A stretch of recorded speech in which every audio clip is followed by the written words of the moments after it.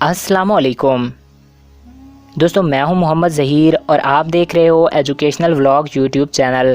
آج کے اس ویڈیو میں آپ کو ایک مور اور بلبل کی کہانی سناؤں گا۔ اس سے پہلے اگر آپ نے ابھی تک ہمارا یوٹیوب چینل سبسکرائب نہیں کیا تو سبسکرائب کر کے ساتھ موجودہ بیل کے آئیکن کو بھی پریس کر دیجئے تاکہ آپ تک پہنچ سکے ہماری نئی آنے والی ویڈیوز کی نوٹیفیکیشن۔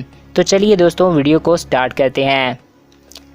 آج موسم برسات کا ایک پیارا اور خوبصورت دن تھا۔ ہلکی ہلکی فوار برس رہی تھی۔ انسانوں کے ساتھ جنگل کے سبھی جانور بھی بہت خوش تھے۔ ایک مور خوشی کے عالم میں اپنی رنگین اور خوبصورت پر پھیلائے جنگل میں ناچ رہا تھا۔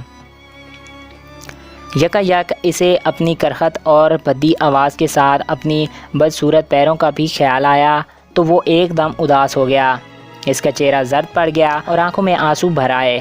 اس کی نظر ایک بلبل پر پڑی جو قریبی درخت کی شاخ پر بیٹھا گا رہا تھا۔ اس کی آواز سن کر مور نے خود سے کہا، اس کی آواز کتنی حسین ہے، انسان ہو یا جانور سبھی اس کی آواز کے دیوانے ہیں، لیکن جب میں اپنی آواز نکالتا ہوں تو سب میرا مذاق اڑاتے ہیں، میں بھی کتنا بد نصیب ہوں۔ اس لمحے جنگل میں ایک بزرگ نمودار ہوئے اور انہوں نے مور سے کہا، تم اس قدر اداس اور پریشان کیوں لگ رہے ہو؟ مور نے بزرگ کو دیکھا اور سسکیاں لیتے ہوئے کہا، میرا جسم کتنا خوبصورت ہے اور میرے پر تو بہت ہی حسن ہے، لیکن میرے لیے یہ ساری خوبصورتی بیکار ہے کیونکہ میری آواز اتنی کرخت اور بھدی ہے کہ جو بھی اسے سنتا ہے وہ خوب ہنستا ہے۔ بزرگ نے پیار سے کہا، تم وہ واحد پرندے ہو جو اداس اور پریشان دکھائی دے رہے ہو۔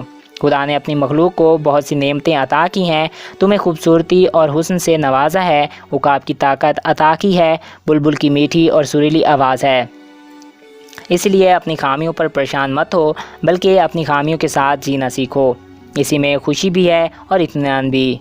مور بزرگ کی بات سن کر شرمندہ ہوا اور بولا، آپ ٹھیک کہتے ہیں، جیسے ہر حال میں اللہ کا شکر ادا کرنا چاہیے۔ میں اللہ تعالیٰ کا احسان مند ہوں کہ اللہ نے مجھے خوبصورت پر عطا کیے ہیں۔ اس دن کے بعد مور نے اداس رہنا چھوڑ دیا اور خوش رہنے لگا۔